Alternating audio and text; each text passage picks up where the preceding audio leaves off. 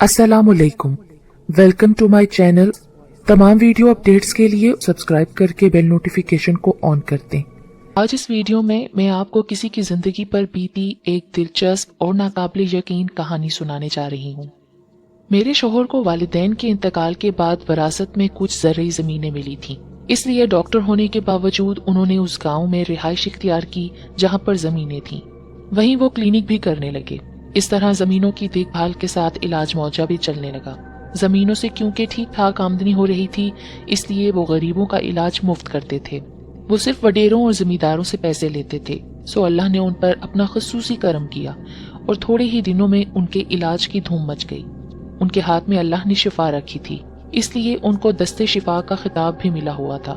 मेरे शोहर की रिहाइश अंदरूनी सिंध के एक पसमानदा से गाँव में थी। वालिदैन वफात पा चुके थे, सब बहन भाइयों की शादी हो चुकी थी। ये सबसे छोटे थे और घर में अकेले रहते थे। बहन भाई सब शहरों में आबाद थे। सन 1960 की दिहाई थी जब मेरी उनसे शादी हुई। मैं कराची से शादी होकर उस छोटे से गांव में गई थी, जहां बिजली की सहूलत भी नहीं थी। शुरू में तो बहुत परेशानी हुई, मगर मैं फिर आदी हो गई। वैसे मैं यहाँ जमींदाराना ठाट से ही रह रही थी। जब हमारे बच्चे हुए और उनकी पढ़ाई का वक्त आया तो हम करीबी शहर में मुंतकिल हो गए। शहर में मेरे शोहर को एक बहुत पुराना मकान सस्ते दामों मिल गया था, जिसकी मुरम्मत और रंगो रोगन करवा के अपनी जरूरत के मुताबिक हमने उसे रहने के काबिल कर लिया। ये घर गांव की हवेली की तरह बड़ा तो नहीं था, मगर फिर भी बहुत कुशादा और 2 मंजिला बना हुआ था। गांव से खाना पकाने और बच्चों को संभालने के लिए मासी सुगरा और बाहर के काम काज के लिए एक छोटा लड़का अली गोहर हमारे साथ आया था। हमने नौकरों को रिहाइश ऊपर के कमरों में दी थी। मेरी असल कहानी उस घर से शुरू होती है। एक दिन मासी सुगरा की ऊपर वाली मंजिल से जोर जोर से चीखने की आवाज आई थी, बीबी दरवाजा खोलो। अली ने बाहर से दरवाजा बंद कर दिया है। अली से मासी की नहीं बनती थी, वो उसे अक्सर अपनी शरारतों का निशाना बनाए रखता था। उस वक्त वो बाहर सौदा लेने गया हुआ था, इसलिए मासी के पुकारने पर मैं ही जल्दी से ऊपर गई, मगर दरवाजे पर तो बाहर से कोई कुंडी नहीं लगी थी। मैं समझी दरवाजा तेज हवा के बाइस बंद होने से जाम हो गया होगा। मैंने बहुत जोर लगाया, मगर दरवाजा खुल ही नहीं रहा था। इतने में अली भी आ गया। उसने समझा कि मासी ने अंदर से कुंडी लगा ली है, मगर वो भी खुली थी। दरवाजा बाहर से बंद है, अंदर से नहीं। मुझे कुछ खतरे का एहसास हुआ तो मैंने फौरन आयतुल कुर्सी का विर्द शुरू कर दिया।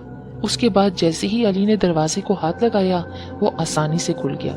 मैंने मासी को इस बारे में कुछ नहीं बताया था कि वो डर न जाए।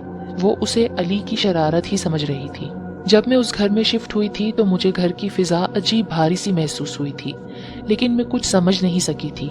चूँकि मैं सोमो सलात की बचपन से ही पाबंद थी और रोजाना 4 कुल आयतुल कुर्सी और मंजिल पढ़कर घर पर दम करती रहती थी, इसलिए मुझे डर तो महसूस नहीं होता था, मगर कुछ अनजाना सा एहसास होता जैसे कोई और भी यहाँ मौजूद है। दूसरी बार जो वाकया पेश आया, उससे मुझे यकीन हो गया कि यकीनन कोई और मखलूक भी यहाँ रिहाइश पजीर है। उस दिन मासी कुछ सामान निकालने स्टोर में चली गई थी। जैसे ही उसने कोठरी का दरवाजा खोला, चीखती चिल्लाती भागती हुई आई, बीबी स्टोर में एक बहुत बड़ी बला बैठी है। वो डर के मारे कांपती हुई बोल रही थी। क्या है मासी, चलो तो मेरे साथ। मैं देखने के लिए उठी। नहीं बीबी, आप नहीं जाएं, वो बहुत बड़ा है। मासी मुझे भी रोक रही थी। अरे डरो नहीं, मैं ये कहकर आगे बढ़ी और जैसे ही मैंने स्टोर का दरवाजा खोला तो दहशत से बेहोश होते होते बची। मैं तो औरत थी, अगर कोई मर्द भी होता तो भी हवास खो बैठता। एक बहुत बड़ा स्याह रंग का सांप कुंडली मारे बैठा था। वो इतना बड़ा था कि पूरी कोठरी को घेरे में लिए हुए था। मैंने जल्दी से दरवाजा बंद कर दिया और आयतुल कुर्सी पढ़ने लगी। फिर मैंने बुजुर्गों से सुनी हुई बात को आजमाना चाहा और जेरे लब यूं गोया हुई, आप जो कोई भी हैं, आपको हजरत सुलेमान अलैहिस्सलाम का वास्ता यहाँ से चले जाएं, वरना आपके नुकसान की मैं जिम्मेदार नहीं होंगी। ये कहकर मैंने कोठरी का दरवाजा खोलकर झांका, जबकि मासी हवास बाख्ता होकर मुझे रोक रही थी, मगर अब तो वहां पर कुछ भी नहीं था। मैंने दरवाजा पूरा खोल दिया और मासी से कहा, देखो यहाँ तो कुछ भी नहीं है। फिर मैंने उसका डर खत्म करने के लिए कहा, शायद रोशनदान से किसी चीज का साया आ रहा होगा। ये देखो, रोशनदान में रस्सी लटक रही है। मासी ने डरते डरते अंदर झांका और बोली, साया इतना बड़ा थोड़ी होता है, वो तो सचमुच का नाग था, फन उठाए हुए था। मैंने अपनी आंखों से देखा था, उसकी लाल लाल जुबान भी निकल रही थी। वो अंदर कहीं छुपा होगा। देखा तो मैंने भी यही था। मासी सच कह रही थी, मगर उसको ये कैसे बताती कि वो जो कोई भी था हजरत सुलेमान अलैहिस्सलाम का वास्ता देने से हट गया है। और उसकी रिहाइश यहीं कहीं पर है। वो कभी मेरी बात का यकीन नहीं करती। मैंने दरवाजा बंद करते हुए कहा, अच्छा शाम को जब डॉक्टर साहब आएंगे तो वो किसी को बुलाकर अच्छी तरह चेक कर लेंगे कि कोई बिल या सुराग तो कोठरी में नहीं है। दूसरे दिन डॉक्टर साहब ने कोठरी खाली करवा के अच्छी तरह देख लिया, मगर वहाँ पर कोई सुराग नहीं था, ना कोई बिल था। फिर भी उन्होंने दीवारों और फर्श को दोबारा खुरच कर प्लास्टर करवा दिया था। मासी अब भी उस कोठड़ी यानी स्टोर में जाने को तैयार नहीं थी, इसलिए हमने किचन के साथ जो खाली जगह थी वहाँ पर स्टोर बनवा दिया तो उसे इत्मीनान हुआ।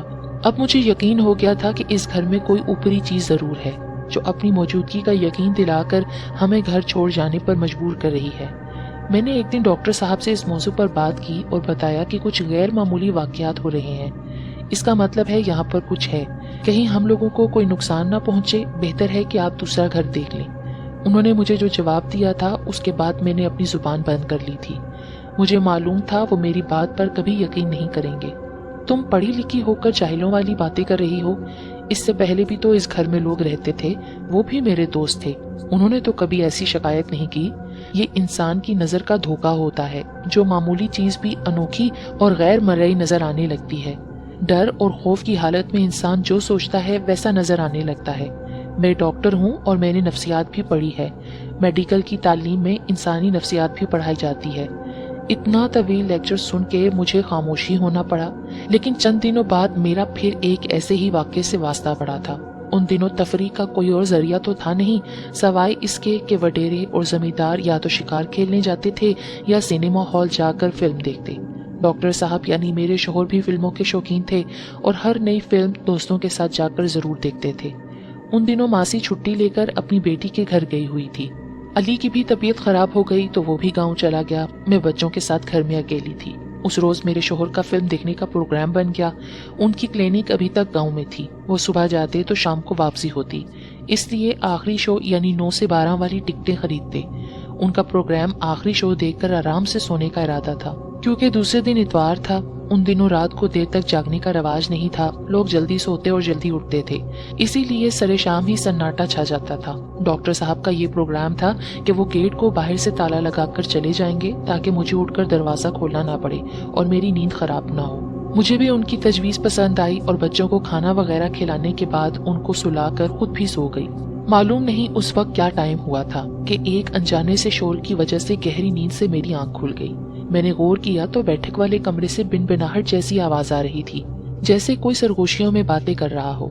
उसके साथ चाय की प्याली रखने और उठाने की आवाज भी आ रही थी। छत का पंखा भी चलता हुआ महसूस हो रहा था।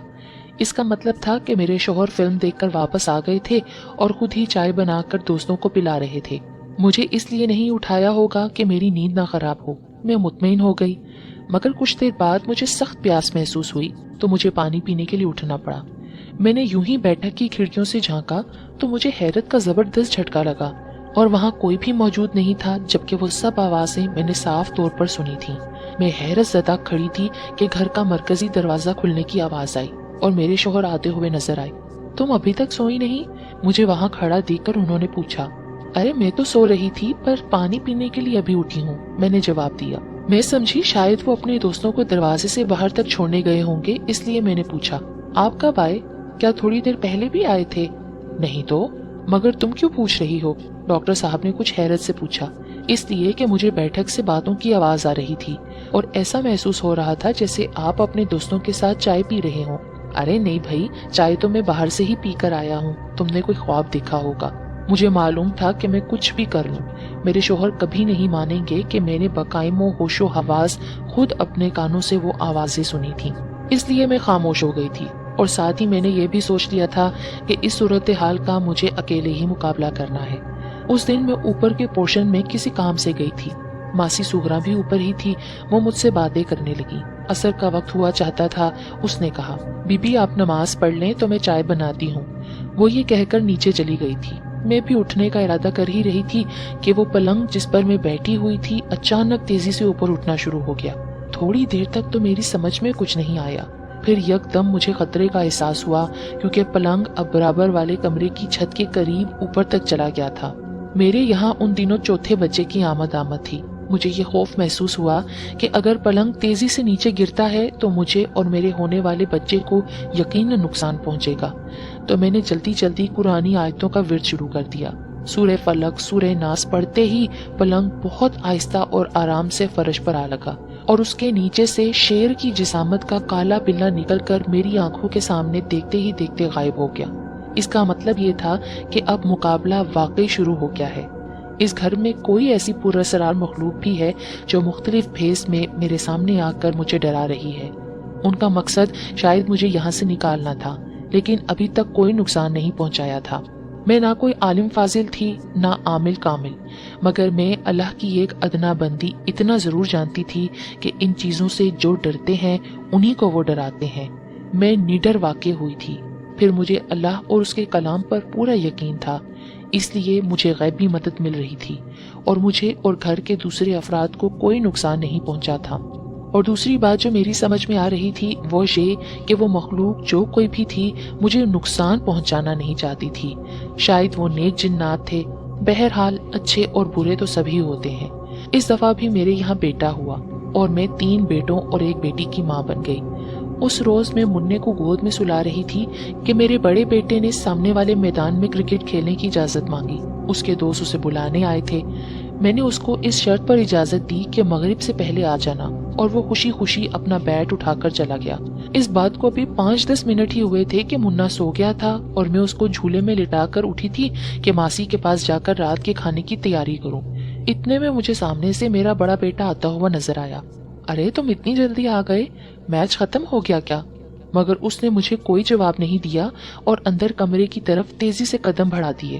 تو میں نے اسے پھر آواز دی، بیٹا۔ میری آواز پر ماسی بھی اٹھ کر کھڑی ہو گئی اور بولی، بی بی آپ کا بیٹا تو میچ کھیلنے گیا ہوا ہے، مگر ماسی ابھی تو وہ اندر آیا ہے۔ نہیں بی بی، دروازہ تو میں نے ہی بند کیا تھا، وہ ابھی واپس نہیں آیا۔ اچھا، کہہ کر میں خاموش ہو گئی، مگر میں نے خود اپنی آنکھوں سے اپنے بڑے بیٹے کو دیکھا تھا۔ میری آنکھیں دھوکہ نہیں کھا سکتی۔ میں اپنی تسلی کے لیے اندر کمرے میں گئی، وہاں کوئی نہیں تھا۔ اب میرا شک یقین میں بدل گیا تھا کہ کوئی اور بھی اس گھر میں رہائش پذیر ہے۔ اس نے مجھے اپنی موجودگی کا یقین دلا دیا تھا۔ اب مجھے تو غیر معمولی واقعات اور پراسرار مخلوق سے کوئی خوف تو محسوس نہیں ہو رہا تھا، بس ڈر تھا تو صرف یہ کہ ان حالات سے خوفزدہ ہو کر کہیں کام والی نہ چلی جائے۔